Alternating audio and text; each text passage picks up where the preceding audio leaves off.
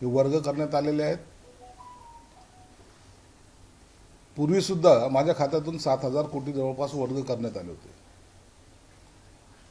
आणि याची मला काही कोणती कल्पनासुद्धा नाही आहे, मला त्याची माहिती नाही आहे।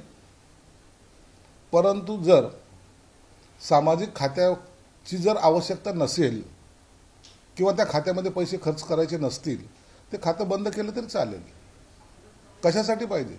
सामाजिक न्याय खातं हे सर्व दलित वर्ग, पीडित वर्ग ह्या सर्वांसाठी आहे ते खातं आहे आणि त्यालाच पहिलाच निधी अपुरा पडतोय आणि याच्यातून निधी वर्ग करता येत नाही हे मी वारंवार सांगतोय, कारण की हे तुम्हाला बंधनकारक आहे। याच्यातून तुम्हाला निधी कट करता येत नाही, पण तरीही जर असा निर्णय होत असेल तर त्याची मला कल्पना नाही, परंतु निश्चितच मी या बाबतीमध्ये मुख्यमंत्री साहेबांशी चर्चा करेल। पण या अशा सगळ्या गोष्टीतून सरळ सरळ हा मागासवर्गीय आणि दलित समाजावरचा अन्याय म्हणावा लागेल।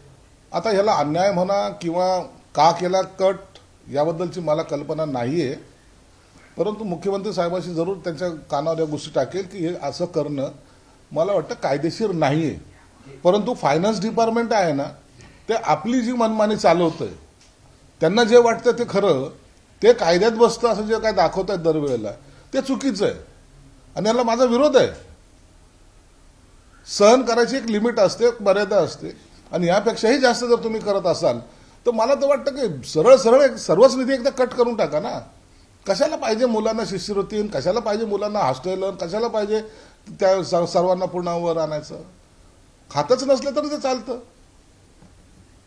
अजितदादा फायनान्स विभाग म्हणजे अजितदादा मनमानी करतायत, कारण या आधी पण तुमची तक्रार होती त्यावेळेस सत्ता असताना। हे बघा, माझं स्पष्टपणे मत आहे की या खात्याचा कायदेशीररित्या तुम्हाला कोणताही निधी वर्ग करता येत नाही, कट करता येत नाही आणि जर हे कायद्यानुसार जर बंधनं असतील, जरी फायनान्स वाले आपलं डोकं जास्त चालवत असेल तर हे बरोबर नाही आहे, हे स्पष्टपणे सांगतो। आदिवासी खात्यामध्ये निधी का वर्ग करतात? ते खातं कशासाठी निर्माण झालंय? सामाजिक कल्याण खातं कशासाठी निर्माण झालंय? काहीतरी त्याला बेस असेल का नाही? काही नॉर्म्स आहेत का नाही त्याचे? इतर खात्यातून पैसे वर्ग करता येत नाहीत, इतर खाते नाहीत, परंतु हे असं मला ते पटलेलं नाही, हे मी स्पष्टपणे सांगतो। मुख्यमंत्र्यांशी जेव्हा चर्चा होईल त्यावेळेला याच्यातून योग्य तो मार्ग आम्ही काढू। पण याचा परिणाम तुमच्या खात्यावर म्हणजे आदिवासी भाग असेल किंवा त्यांच्या योजनांवर होणार आहे? निश्चित होणार आहे। माझं दायित्व गेल्या वर्षाचं 1,500 कोटी रुपयाचं आहे, दायित्व आहे, देणे आहे मला। पुन्हा जर याच्यात असे जर कट पडत असतील तर हे दायित्व वाढतच जाणार आहे आणि हे डिपार्टमेंटला एक दिवस अशी गळती लागेल की कामच करता येणार नाही। आता एखाद्या जर नवीन योजना आणायची असेल किंवा एखाद्यानं जर मदत करायची जर ठरवलं तरी मी करू शकणार नाही, हे तेवढं सत्य आहे। मग उद्या असलेले आमदार असतील, असलेले सर्व मंत्री असतील किंवा कोणी असेल, त्यांच्या विभागामध्ये काम करणं मला अवघड जाईल, हे मित्र एवढं मात्र निश्चित आहे। यावेळेस कापले गेले होते, त्यावेळेस तुम्ही मुख्यमंत्र्यांना पत्र लिहिलं होतं, त्याची त्यावेळेस दखल घेण्यात आली नव्हती, हे सत्य आहे ना? आता त्यावेळेला त्यांना मी पत्र देणं हे माझं काम आहे, ते माझे वरिष्ठ आहेत, त्यांनी काय निर्णय घ्यायचा तो घेतला पाहिजे। माझं काम आहे त्यांच्या निदर्शनास आणून देणे, मी ते आणून दिलेलं आहे। त्यावर मुख्यमंत्र्यांनी काय निर्णय घेतलाय किंवा काय सूचना दिल्या त्याची कल्पना मला नाही। शिवसेनेच्याच मंत्र्यांच्या खात्याचे पैसे वर्ग होताना दिसतंय वारंवार, असं एक वेगळेपण जाणवते, तुम्हाला वाटतंय असं? शिवसेनेच्या खात्यांचे इतर खात्याचे पैसे वर्ग झाले की नाही मला कल्पना नाही, पण सामाजिक न्यायाचे झालेत एवढं मात्र निश्चित सत्य आहे आणि ते सत्य नाकारता येणार नाही। स्पेसिफिक शिवसेनेचे मंत्री त्यांचाच निधी कमी केला जातोय असं दिसतंय वारंवार। आणि याच मुद्द्यावर 2.5 वर्षापूर्वी 3 वर्षापूर्वी तुम्ही त्यांच्यापासून दूर गेला होता, अजित पवारांपासून।